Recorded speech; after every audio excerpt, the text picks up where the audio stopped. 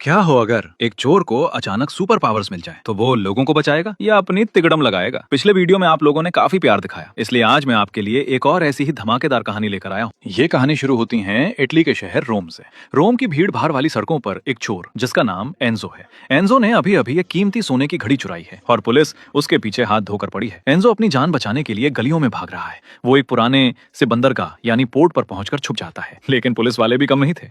वो उसकी गंध सूंघते हुए वहां भी आ पहुंचते हैं। अब एंजो के पास कोई रास्ता नहीं बचता। पुलिस से बचने के लिए वो बंदरगाह के नदी में चला जाता है। पानी के नीचे सांस रोके हुए वो इंतजार करता है कि कब ये पुलिस वाले यहाँ से दफा हों। थोड़ी देर बाद पुलिस एजेंट्स को लगता है कि वो शायद कहीं और निकल गया है और वो उस जगह को छोड़कर दूसरी तरफ निकल जाते हैं। जैसे ही मौका मिलता है एंजो आहिस्ता से पानी से बाहर निकलता है, लेकिन पानी से निकलते वक्त उसका पैर फिसलता है और वो वहां पड़े बैरल्स के ऊपर जा गिरता है। ये कोई मामूली बैरल्स नहीं थे, इनके अंदर जहरीला रेडियो एक्टिव मटेरियल भरा हुआ था। एक बैरल का ढक्कन खुल जाता है और एक गाढ़ा काला लिक्विड एंजो के ऊपर गिर जाता है। उसके पूरे जिस्म को उस अजीब से लिक्विड में भिगो देता है। उस वक्त एंजो को कुछ समझ नहीं आता। वो बस इस बात से खुश था कि उसकी जान बच गई। उसी हालत में काले लिक्विड से सना हुआ वो वहां से भागकर अपने घर पहुंचता है, लेकिन घर पहुंचते ही उसकी तबीयत बिगड़ने लगती है। उसका सर चकराता है, पेट में एक अजीब सी मरोड़ उठती है। उस रात एंजो सो नहीं पाता। उसे तेज बुखार हो जाता है और उसके पूरे बदन में एक अजीब सा न बर्दाश्त होने वाला दर्द होता है। एक बेहद मुश्किल और तकलीफ भरी रात गुजरने के बाद जब एंजो सुबह उठता है तो हैरानी की बात यह थी कि अब वो पहले से काफी बेहतर महसूस कर रहा था। बुखार उतर चुका था और जिस्म का दर्द भी जैसे गायब हो गया था। वो अपनी चोरी की हुई सोने की घड़ी उठाता है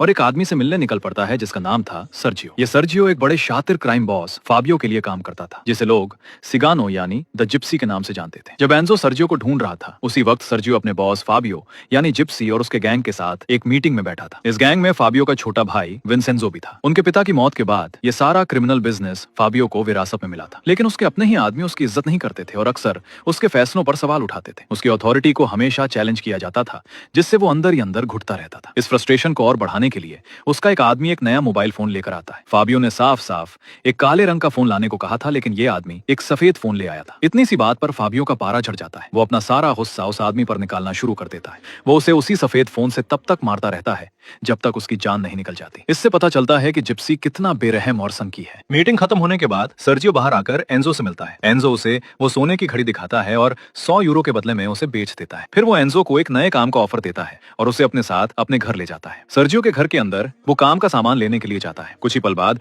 उसकी बेटी अलीशिया घर में दाखिल होती है। उसके हाथ में एक पोर्टेबल डीवीडी प्लेयर था। एंजो को वहां देखकर अलीशिया अजीबोगरीब बिना सिर पैर की बातें करने लगती है। सर्जियो वापस आकर एंजो से कहता है कि वो उसकी बेटी की बातों पर ध्यान ना दे, क्योंकि उसे एक बहुत ही रेयर किस्म की कंडीशन है। इसके बाद दोनों काम के लिए निकल पड़ते हैं। वो शहर से बाहर एक सुनसान एयर स्ट्रिप पर पहुंचते हैं। यहाँ उन्हें दो भाइयों से मिलना था जिन्हें ट्रांसपोर्ट का काम सौंपा गया था। ये दोनों भाई अपने पेट में ड्रग्स से भरे हुए कंटेनर्स निकल कर आए थे। एंजो का काम ये था कि वो उन्हें कुछ दवाइयां दे जिससे वो उन चीजों को अपने सिस्टम से बाहर निकाल सके। वहां से ये पूरा ग्रुप एक पुरानी बिल्डिंग की तरफ जाता है। उन्हें बिल्डिंग के 9वें फ्लोर पर जाना था, क्योंकि पूरी बिल्डिंग में बस वहीं एक ऐसी जगह थी जहां बाथरूम ठीक ठाक हालत में था। लेकिन जैसे ही वो 9वें फ्लोर पर पहुंचते हैं उन दो भाइयों में से एक को अचानक एक जोरदार दौरा पड़ता है। उसकी हालत बिगड़ने लगती है। पता चलता है कि उसके पेट के अंदर ड्रग्स वाला कंटेनर फट गया है और सारा नशा उसके खून में मिल गया है। वो आदमी तड़प तड़प कर वहीं दम तोड़ देता है। लेकिन सर्जियो को इससे कोई फर्क नहीं पड़ता। वो कहता है कि अब एक ही रास्ता है, इसकी लाश का पेट काटकर बचा हुआ माल निकालना पड़ेगा। जिंदा बचा हुआ भाई इस बात पर दहशत में आ जाता है और साफ मना कर देता है, लेकिन सर्जियो उसकी एक नहीं सुनता।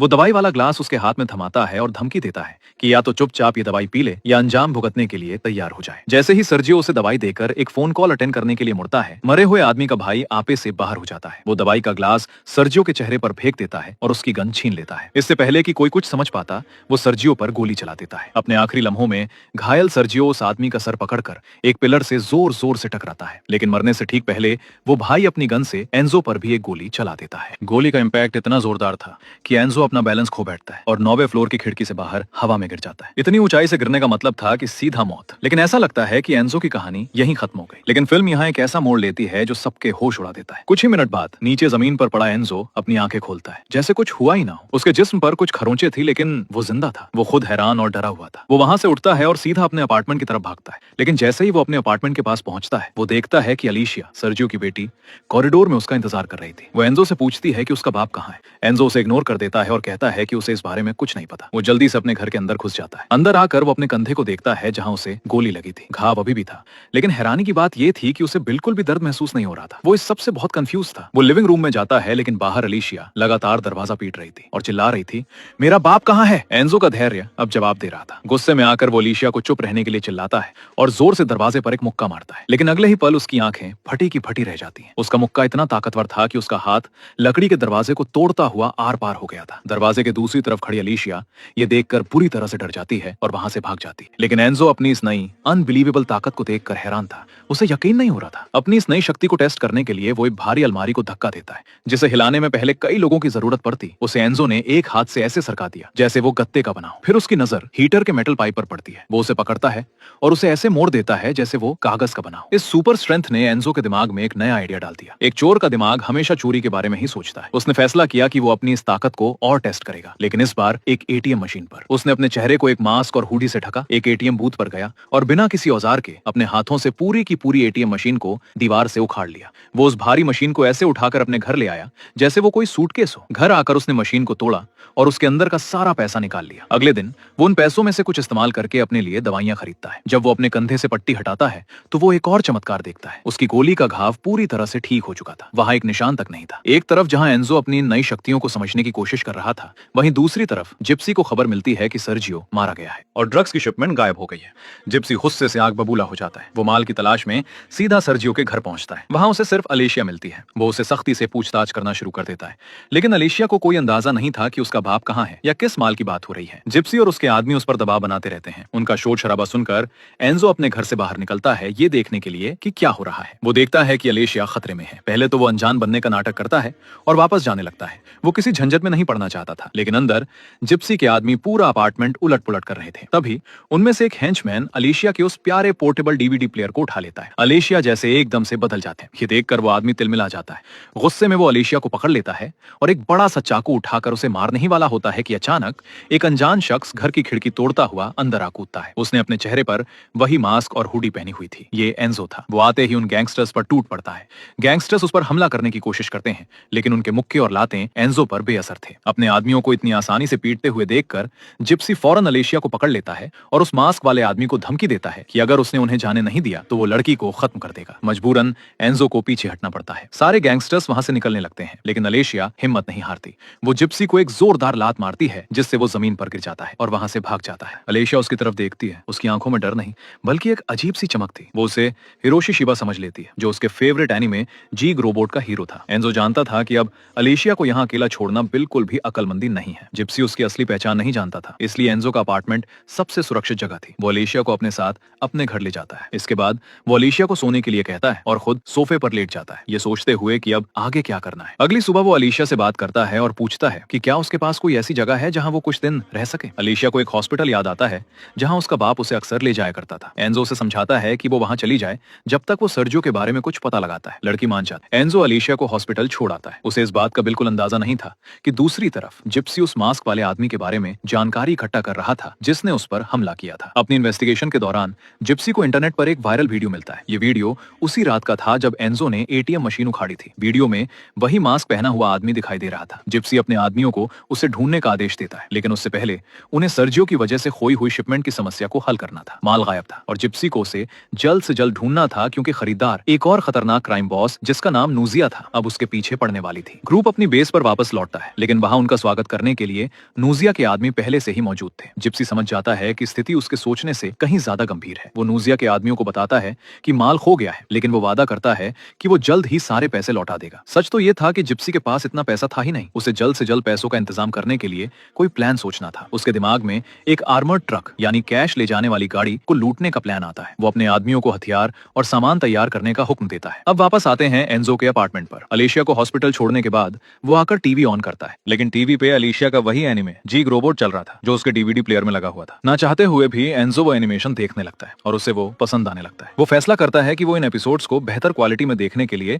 अपने सामान को अपग्रेड करेगा। तो अगली सुबह वो एक हाईवे पर जाता है जहां से वो कैश वाली गाड़ी गुजरती थी। इत्तेफाक से जिप्सी और उसके आदमी भी उसी वक्त उसी जगह पर उस गाड़ी को लूटने के लिए तैयार थे, लेकिन एंजो उनसे पहले एक्शन में आ जाता है। अगले ही पल वो आर्मर ट्रक के अंदर घुस जाता है और पैसों से भरा एक बैग उठा लेता है। अपने शिकार को किसी और के हाथों जाता देखकर जिप्सी गुस्से से पागल हो जाता है और उस मास्क वाले आदमी पर गोली चला देता है, लेकिन उसका निशाना चूक जाता है और एंजो पैसों से भरा बैग लेकर वहां से फरार हो जाता है। उस पैसे से एंजो अपने घर के लिए एक नया सिनेमा प्रोजेक्टर खरीदता है और साथ ही जीग रोबोट के सारे एपिसोड्स की कंप्लीट कलेक्शन भी ले आता है। लेकिन जैसे ही वो एपिसोड देखना शुरू करने वाला होता है, उसके दरवाजे पर दस्तक होती है। खिड़की से झांकने पर वो देखता है कि बाहर पुलिस की गाड़ी खड़ी है। एंजो दरवाजा खोलता है। पुलिस वाले उसे बताते हैं कि उसकी बीमार पत्नी सड़क पर अकेली घूम रही थी। एंजो को कुछ समझ नहीं आता कि वो किसकी बात कर रहे हैं। तभी पीछे से अलेशिया आ जाती है। पुलिस वाले एंजो को सलाह देते हैं कि वो अपनी पत्नी का आगे से ज्यादा ध्यान रखे। एंजो उनकी हाँ में हाँ मिलाता है और अलेशिया को अंदर आने के लिए कहता है। अंदर आकर अलेशिया उसे जीग रोबोट का एक मास्क दिखाती है जो उसने अपने हाथों से एंजो के लिए बनाया था। लेकिन एंजो उसे साफ कहता है कि वो कोई हीरो नहीं है। वो अलेशिया को अपना सामान पैक करने के लिए कहता है क्योंकि वो उसे वापस हॉस्पिटल छोड़ने जा रहा था, मगर अलेशिया जाने से इनकार कर देती है। जब उसकी नजर जीग रोबोट की कंप्लीट कलेक्शन पर पड़ती है तो वो एंजो से मिन्नत करती है कि उसे बस एक रात और रुकने दे ताकि वो उसके साथ बैठकर ये एपिसोड्स देख सके। न चाहते हुए भी एंजो उसकी बात मान जाता है। दोनों साथ में एनिमे देखना शुरू करते हैं। देखते देखते अलेशिया आहिस्ता से एंजो के करीब आने लगती है। एंजो भी उसके इस जेस्चर का जवाब देता है, लेकिन तभी अलेशिया को एक इमोशनल जाती है। वो अचानक से चीखने लगती है, मुझे चोट मत पहुंचाना। इससे एंजो और भी ज्यादा कंफ्यूज हो जाता है, लेकिन उसे जल्द ही एहसास होता है कि इस लड़की ने अपने घर में बहुत कुछ सहा है। वो उसे गले लगा लेता है और वादा करता है कि वो उसे कभी कोई तकलीफ नहीं देगा। एक और दिन गुजरता है। एंजो अलेशिया का मन बहलाने के लिए और उसे उसके दुख से बाहर निकालने के लिए उसे एक अम्यूजमेंट पार्क ले जाने का फैसला करता है। पार्क बंद पड़ा था, लेकिन इससे एंजो को क्या फर्क पड़ता था। वो अलेशिया से कहता है कि वो बड़ी सी फेरिस व्हील में जाकर बैठे। फिर अपनी सुपर स्ट्रेंथ का इस्तेमाल करके वो उस भारी भरकम झूले को अपने हाथों से घुमाने लगता है। ये अनोखा अनुभव अलेशिया को बहुत खुश कर देता है। पार्क के बाद दोनों एक शॉपिंग मॉल जाते हैं। वहाँ अलेशिया की नजर एक बहुत ही खूबसूरत ड्रेस पर पड़ती है। वो कहती है कि वो एक राजकुमारी की तरह तैयार होना चाहती है। बिना एक पल सोचे एंजो उसके लिए वो ड्रेस खरीद लेता है। धीरे धीरे दोनों एक दूसरे के काफी करीब आने लगते हैं। अलेशिया एक बार फिर हिम्मत करके एंजो से पूछती है कि क्या वो जानता है कि उसका बाप कहाँ है। एंजो फिर से कहता है कि उसे जवाब नहीं पता, लेकिन इस बार लड़की उसके झूठ पर विश्वास नहीं करती और उससे दूर हट जाती है। एंजो आखिरकार हिम्मत जुटाकर उसे सच पता ही देता है। वो बताता है कि सर्जियो एक काम के दौरान मारा गया था और अब वो कभी घर वापस नहीं आएगा। ये सुनकर अलेशिया का दिल टूट जाता है। उसे इस बात का बहुत दुख होता है कि एंजो ने इतने टाइम तक उससे झूठ बोला। वो एंजो पर इल्जाम लगाती है कि उसे अपने सिवा किसी और की कोई परवाह नहीं है। ये कहकर वो वहां से अकेली चली जाती है और कुछ देर बाद एक बस में चढ़ जाती है। लेकिन जैसे ही बस चलने लगती है, एक अजीब सी सुपर ह्यूमन ताकत उस गाड़ी को आगे बढ़ने से रोक देती है। जब सारे पैसेंजर्स पीछे मुड़कर देखते हैं तो उनके होश उड़ जाते हैं। एंजो अपने दोनों हाथों से उस चलती हुई बस को रोके हुए खड़ा था। लोगों को फौरन याद आ जाता है कि ये वही मास्क वाला आदमी है जिसने एटीएम मशीन चोरी की थी। सब लोग अपने अपने मोबाइल फोन्स निकालकर उसे रिकॉर्ड करना शुरू कर देते हैं। लेकिन एंजो को इस बात की कोई परवाह नहीं थी। वो सीधा अलीशिया के पास जाता है और उससे माफी मांगता है। वो कहता है कि उसे अलीशिया की बहुत परवाह है और वो वैसा ही हीरो बनने के लिए तैयार है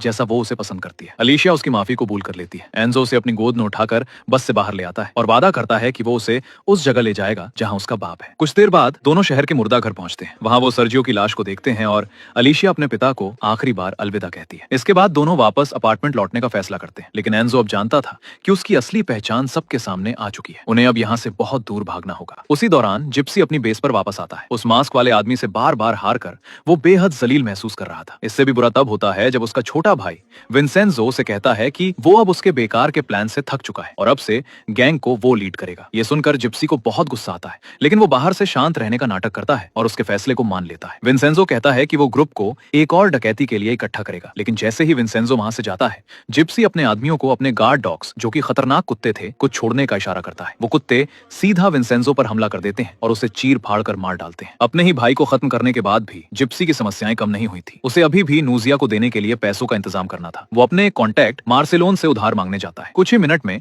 मार्सेलोन उसके लिए पैसों का इंतजाम कर देती है, लेकिन तभी वहां नूजिया और उसके आदमी अचानक आ धमकते हैं और दोनों पर हमला कर देते हैं। वो मार्सेलोन को जमीन पर गिरा देते हैं। वो जिप्सी को जमीन पर बंधवा देती है और अपने आदमियों को उसके ऊपर पेट्रोल डालने का हुक्म देती है। आखिर में वो एक लाइटर जलाती है। जब वो उसे फेंकने ही वाली थी, नूजिया और उसकी पूरी गैंग अचानक हंसने लगती है। वो कहते हैं कि ये सब एक मजाक था। ये मजाक जिप्सी के गुस्से को भड़का देता है और तभी उसके लिए हैरानी की बात यह थी कि जमीन पर पड़ी मार्सेलोन अचानक उठती है और नूजिया और उसके ग्रुप पर गोलियां चलाना शुरू कर देती है। जिप्सी भी इस मौके का फायदा उठाता है और उन पर फायर करता है। नूजिया के कई आदमी मारे जाते हैं और उसके पैर में भी एक गोली लग जाती है, लेकिन वो वहां से बच निकलने में कामयाब हो जाती है। जिप्सी गुस्से में अपनी बेस पर वापस जाता है, लेकिन वहां जाकर देखता है कि नूजिया उससे पहले ही वहां पहुंच चुकी थी और उसके सारे गार्ड डॉग्स मारे जाते हैं। सिर्फ एक आदमी टाजी जिंदा बचा था। जिप्सी उसे बुलाता है और सारे हथियार जमा करने को कहता है, क्योंकि अब वो नूजिया का पीछा करने वाले थे। लेकिन निकलने से ठीक पहले दोनों टीवी पर एक न्यूज रिपोर्ट देखते हैं जिसमें उस मास्क वाले चोर की असली पहचान दिखाई जा रही थी। जिप्सी फौरन उसे पहचान जाता है कि ये तो अलेशिया का पड़ोसी है। दूसरी तरफ एंजो और अलेशिया अपना सामान उठाते हैं और एक मोटरसाइकिल पर शहर से भाग जाते हैं। रास्ते में वो एक होटल में 10 बजे रात को रुकते हैं। वहां एंजो अलेशिया को अपने अतीत, अपने पास्ट के बारे में बताना शुरू करता है। वो बताता है कि कैसे उसने बहुत कम उम्र में क्राइम की दुनिया में कदम रखा था। अपने दोस्तों के साथ मिलकर वो छोटी मोटी चोरियां करता था, लेकिन आहिस्ता आहिस्ता उसके सारे साथी मारे गए और आखिर में सिर्फ एंजो ही जिंदा बचा। उसने अपनी जिंदगी इसी गुनाह के रास्ते पर जारी रखी, लेकिन वो कहता है कि जब से उसे ये पावर्स मिली हैं और वो अलेशिया से मिला है, वो ये सब छोड़कर एक बेहतर जिंदगी की शुरुआत करना चाहता है। लड़की उसकी कहानी से काफी प्रभावित होती है, लेकिन इससे पहले कि वो और बात कर पाते, जिप्सी कमरे में घुस जाता है और एंजो पर ट्रैंक्विलाइजर डार्ट से फायर करके उसे बेहोश कर देता है। थोड़ी देर बाद जब एंजो की आंख खुलती है तो वो खुद को एक बिस्तर से बंधा हुआ पाता है। उसके सामने जिप्सी खड़ा था, जो ये जानना चाहता था कि एंजो को उसकी ये खास शक्तियां कहां से मिली। एंजो उसे कुछ भी बताने से मना कर देता है। तब जिप्सी उसे अपना फोन दिखाता है, जिसमें एक लाइव वीडियो चल रहा था। वीडियो में अलेशिया को ताजी ने बांधी बनाकर रखा हुआ था। वो धमकी देता है कि अगर एंजो ने सच नहीं बताया तो इस लड़की को अंजाम भुगतना पड़ेगा। मजबूर होकर एंजो सब कुछ बताने के लिए तैयार हो जाता है। बंधन खोलने के बाद वो जिप्सी को टाइबर नदी के किनारे ले जाता है और बताता है कि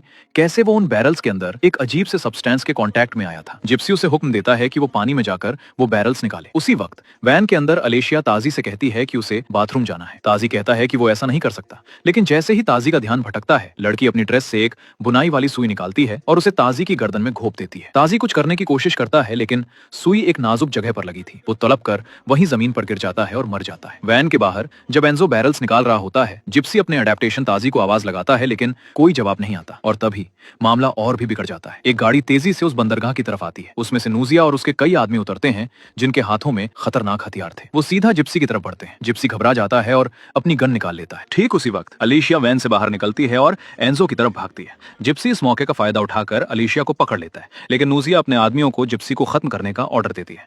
दर्जनों गोलियां जिप्सी के जिस्म में उतर जाती हैं। आखिर में नूजिया एक फ्लेम थ्रोअर उठाती है और जिप्सी को आग लगा देती है। आग में जलता हुआ जिप्सी चीखते हुए टाइबर नदी में कूद जाता है। इस शूटआउट के बाद एंजो अलीशिया की तरफ दौड़ता है, लेकिन बदकिस्मती से क्रॉसफायर में अलीशिया को भी गोलियां लग गई थी। अपने आखिरी लम्हों में वो लड़की एंजो से कहती है कि वो अपनी शक्तियों का इस्तेमाल दुनिया को बचाने के लिए करे, और एंजो उसे इस बात का वादा करता है। एक और दिन गुजरता है। टाइबर नदी के पानी से जिप्सी को जिंदा देखकर नूजिया अपने आदमियों को उस पर हमला करने का हुक्म देती है, लेकिन इस बार का जिप्सी पहले जैसा नहीं था। वो बिना डरे उन सब पर टूट पड़ता है। वो अपने मोबाइल से ये सब रिकॉर्ड भी कर रहा था। बिना किसी मुश्किल के वो नूजिया के सारे आदमियों को मार गिराता है। आखिर में वो नूजिया को एक डांस के लिए खींचता है, लेकिन अपनी सुपर स्ट्रेंथ का इस्तेमाल करके वो उसे इतनी जोर से दबाता है कि उसकी रीढ़ की हड्डी टूट जाती है। अपना बदला पूरा करने के बाद जिप्सी उस वीडियो को इंटरनेट पर अपलोड कर देता है, ताकि वो भी उस मास्क वाले चोर की तरह मशहूर हो सके। वीडियो अपलोड करने के बाद जिप्सी को कमरे में बंद दरवाजा दिखता है। जब वो उसे खोलता है तो उसे अंदर नूजिया का पूरा हथियारों का जखीरा मिलता है। इस पावर के साथ अब वो रोम का सबसे बड़ा क्राइम लॉर्ड बनने का अपना प्लान शुरू कर सकता था। शहर के दूसरे हिस्से में एंजो सड़क पर बिना किसी मंजिल के चल रहा था, अलीशिया की मौत का मातम मनाते हुए।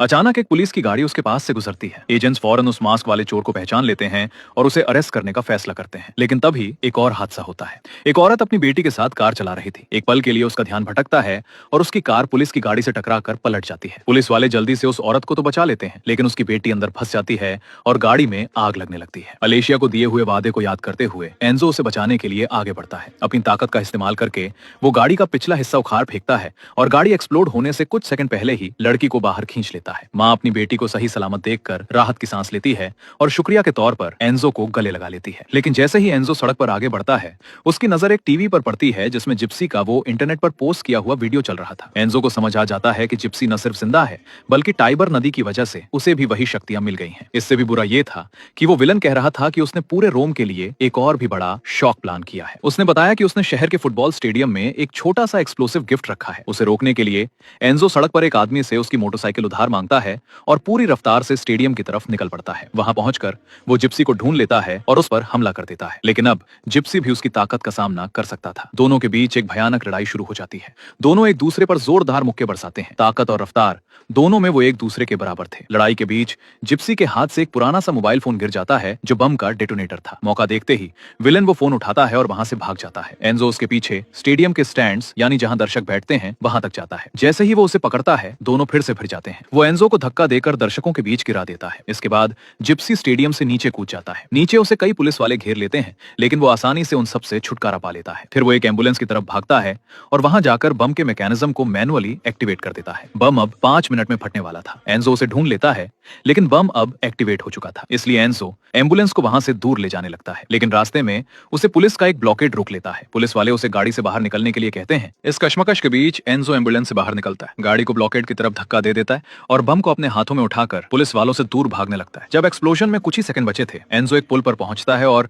बम को नदी में फेंकने की कोशिश करता है, लेकिन तभी जिप्सी फिर से वहां आ जाता है और उसे जमीन पर गिरा देता है। बम पुल के बीच में जा गिरता है। विलन एंजो को मारता है और बम की तरफ दौड़ता है और एक्सप्लोजन के टाइम को कम करके सिर्फ 15 सेकंड कर देता है। इतने कम टाइम में दर्जनों बेगुनाह लोग मारे जाएंगे। अपनी आखिरी हिम्मत जुटाकर उसके साथ पुल से नीचे समंदर में छलांग लगा देता है। जैसे ही काउंटडाउन पूरा होता है, बम फट जाता है। ब्लास्ट जिप्सी के जिस्म के चीथड़े उड़ा देता है, जबकि एंजो का क्या हुआ ये एक राज रह जाता है। कुछ दिन बाद लोग अभी भी उस हीरो के बारे में बातें कर रहे थे जिसने पूरे शहर को बचाया था, लेकिन फिर फिल्म के आखिरी सीन में ये दिखाया जाता है कि एंजो उस ब्लास्ट में जिंदा बच गया था। रोम की ऊंची इमारतों के ऊपर वो खड़ा था और उसने वही मास्क पहना हुआ था जो अलीशिया ने उसे तोहफे में दिया था। अब जीग रोबोट की पहचान को पूरी तरह से अपनाकर एंजो शहर की तरफ छलांग लगा देता है, एक सच्चे सुपर हीरो की तरह बुराई से लड़ने के लिए तैयार। तो दोस्तों, ये थी कहानी एक मामूली चोर की जो हालात से मजबूर होकर एक शहर का रक्षक बन गया। आपको ये कहानी कैसी लगी हमें नीचे कमेंट्स में जरूर बताएगा। मिलते हैं आपसे अगले रिकैप में यहीं हमारे चैनल पर। तब तक के लिए अपना ख्याल रखें।